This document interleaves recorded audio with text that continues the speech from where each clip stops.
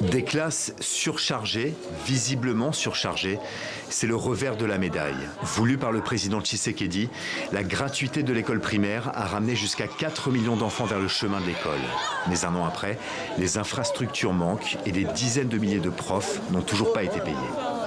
La gratuité n'est pas une fin en soi, parce que l'objectif visé, c'est l'accès, que tous les enfants en âge scolaire se retrouvent à l'école. Il faut construire des établissements scolaires, il faut prendre en charge les enseignants ainsi que tous les systèmes éducatifs.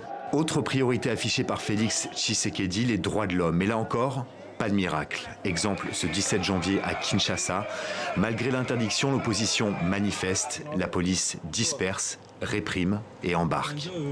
Une semaine après, ces militants en portent encore les traces. Sous le président Kabila, nous n'avions pas le droit de manifester. Toutes nos manifestations étaient violemment réprimées. Et c'est la même chose qui continue aujourd'hui. Un triste sentiment de déjà-vu. Mais pour ce président d'une association des droits de l'homme, il faut laisser du temps au chef de l'État. Je pense que l'an 1 du président Félix était pour moi l'an d'apprentissage.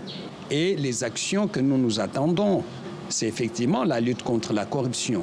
Parce que tous les services de l'État sont gangrénés par la corruption. Un défi de plus pour Félix Tshisekedi. Le plus important reste sans doute les violences dans l'est du pays. Depuis son investiture, les combats y ont déjà fait des centaines de morts et des milliers de sans-abri.